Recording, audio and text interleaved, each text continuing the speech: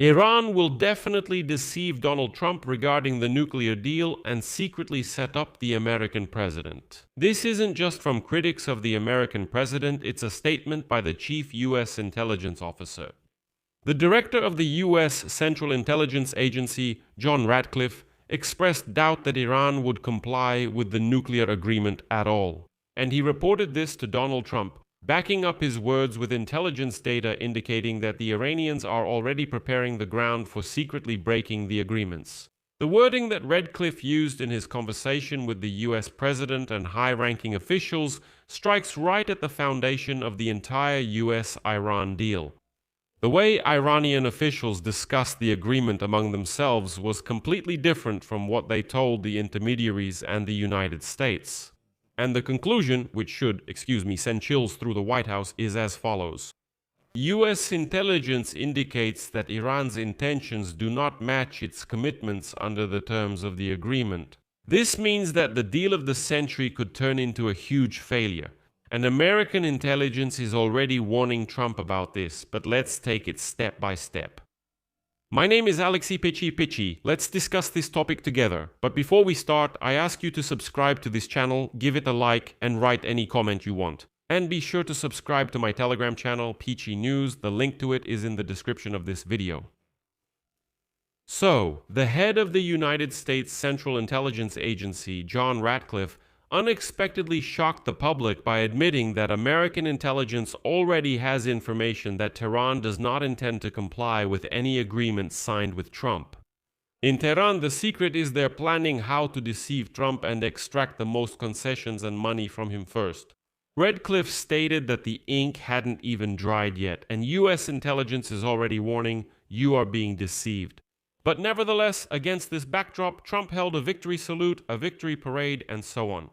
On Sunday evening, he pompously and solemnly declared the war over. Trump announced that he had authorized the full opening of the Hormuz Strait without any fees for passing ships, and he ordered the immediate removal of the American naval blockade.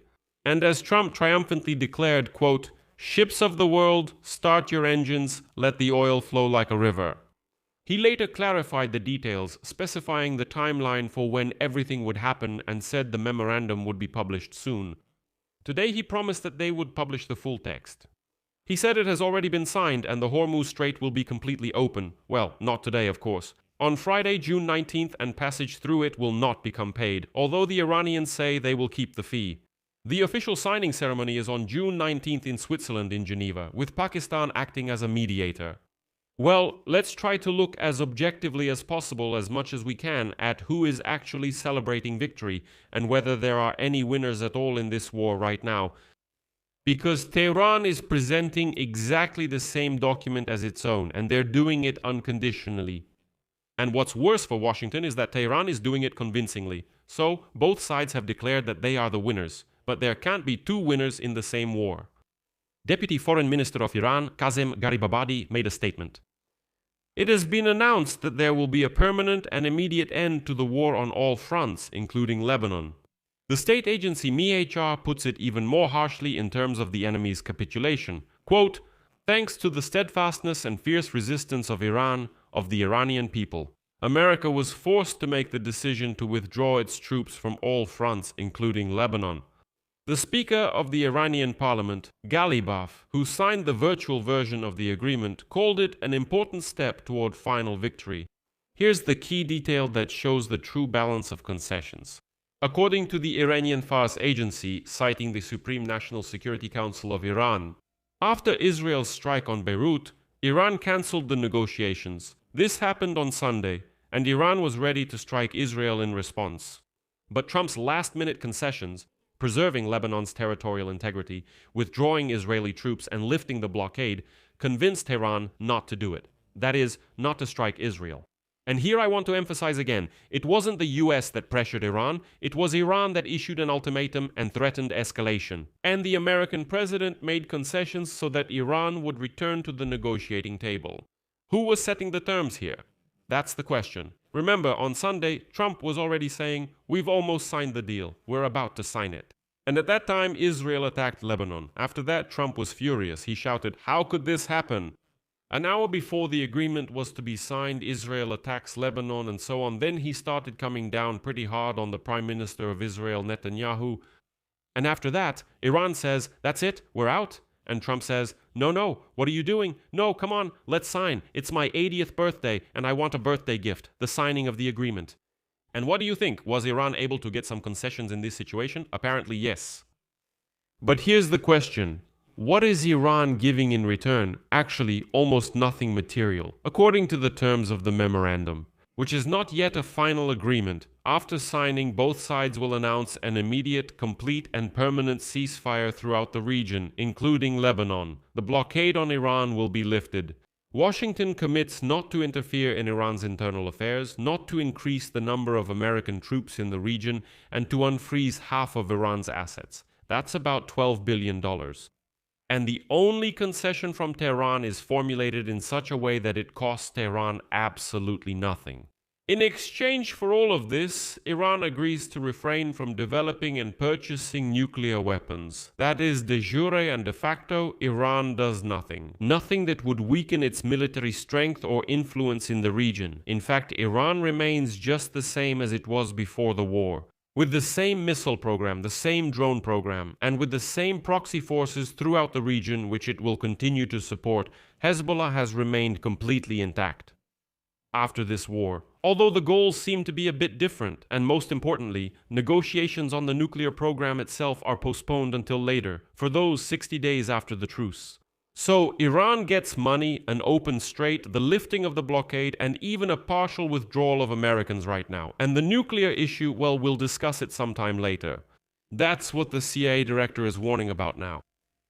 Now, as for Israel, here, the word failure is no longer just a metaphor, but a diagnosis coming from the Israelis themselves. Well, for example, the Washington Post captures the mood in Israel with one word: catastrophe. Israelis, catastrophe. This is, quote, an agreement that throws a lifeline to the bloody regime in Tehran. And the anger of the Israelis here is not directed only at Trump. It's focused on just one person.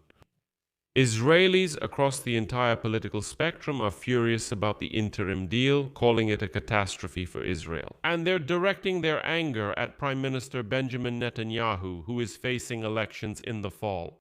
The essence of the accusation is extremely harsh. It has been clearly stated. Here are former top officials of the state who are also entering the election race. Critics say that Netanyahu dragged Trump into a war with Iran by promising things that he couldn't deliver. And now Trump is pulling Israel out of the conflict before it is ready. The Prime Minister misjudged Trump's appetite for a prolonged war. He was outmaneuvered by Iran at the negotiations and was pushed to the sidelines by other players in the region. Moreover, it became known that Trump even refused to discuss with Netanyahu the final version of the memorandum with Iran. And now, former Prime Minister and Netanyahu's rival Ehud Barak said on public broadcaster PBS what seems likely to become a refrain of the upcoming election campaign. And here is what he said: Israel is paying the price for Netanyahu's arrogance and blindness. Iran has become stronger, Israel weaker, and this is his strategy, strategic responsibility. In addition, the leader of the center-left and former General Yair Gallant put it quite figuratively and stated that Trump is signing an agreement that sends billions to the Ayatollah regime, leaves the nuclear infrastructure untouched, preserves the ballistic threat, and throws a lifeline to the murderous regime in Tehran. And the main rival in the autumn elections, Yair Lapid, called the deal one of the most shocking failures in Vienna. Israel's foreign and security policies are carried out entirely on behalf of Netanyahu. Netanyahu himself, at the press conference, tried to keep his composure and repeated the mantra that preventing Iran from obtaining nuclear weapons is the mission of his entire life, and as long as he is prime minister, Iran will not have nuclear weapons. Not today, not tomorrow. But the rhetoric is increasingly diverging from reality. And Netanyahu promised not to withdraw the troops from Lebanon. And that was one of the conditions of the deal. And here is the trap he has driven himself into. Relations with Trump may require winding down the popular military campaign in Lebanon and Israel, because Hezbollah only needs to launch one rocket at an Israeli city in the north for the entire ceasefire arrangement to fall apart. And Trump doesn't need that at all. He will put maximum pressure on Israel. Why is this a failure specifically for the US and not just for Israel? Let's discuss this as well. Because Washington is coming out of a 3-month war, 107 days to be exact if I remember correctly, without achieving its only stated goal. That goal was a guaranteed refusal by Iran to pursue nuclear weapons, but in the process they gave away real assets, money, an open strait, lifted the blockade, everything is just great for them. And over all of this hangs a warning from their own CIA director that Iran doesn't even intend to fulfill the obligations it hasn't even taken on yet. Trump, sensing vulnerability, is already preparing himself a way to retreat. He has already stated that he is ready to resume military action if Tehran does not agree to the terms of the nuclear program. But the threat in the format of, if anything, we'll strike again doesn't work well anymore. Well, because you've already publicly lifted the blockade. You are already unfreezing part of the frozen funds. You are already lifting sanctions. You're already giving up your leverage. That's it. It's gone. What else can you threaten with? There's also a wider strategic reassessment now being discussed in Persian Gulf countries. Because after the White House's statement about ending the war, there is anger, anxiety, and so on in Israel. In the Persian Gulf countries, they said things are now worse than before. And trust in the US regarding security issues has been undermined. Israel's allies and the Arab monarchies look at Washington and see a superpower that was outplayed by its opponent at the negotiating table after being drawn into a war. That's how they see it. In the Middle East region, this war is seen a little differently. They see that yes, Iran dragged the Americans into the war, humiliated them, and made it clear that no, you won't win by military means. That the Gulf countries are not so well protected by the Americans, that the Americans are only pursuing, or rather defending their own interests, and they can ignore everyone else. So, as of this evening, June 16th, here's where things stand. The signing of the agreement between the US and Iran is scheduled for Friday in Geneva. And the Strait of Hormuz is opening up a bit, let's call it that. Oil seems to be flowing, Trump is celebrating. But if you take away all the showy excitement, an awkward situation remains.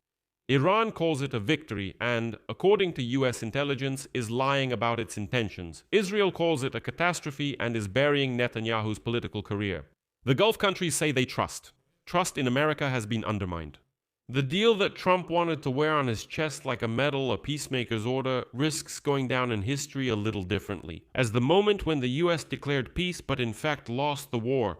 And the most troubling thing in this whole story is that the warning about deception came not from enemies, not from critics, not from fake news, as Trump likes to say, no, but from the person who leads American intelligence, from the director of the CIA. Moreover, this warning was made even before the first real signature was put on the agreement. I'll leave it at that. Share your opinions and conclusions in the comments below this episode. Subscribe to the channel, hit the bell, and don't forget to like. If you want to support the work of this YouTube channel, I would appreciate it. You can do this by donating through any of the links and details in the description of this video. That's all for now. Take care of yourselves. Goodbye, everyone. Subtitles.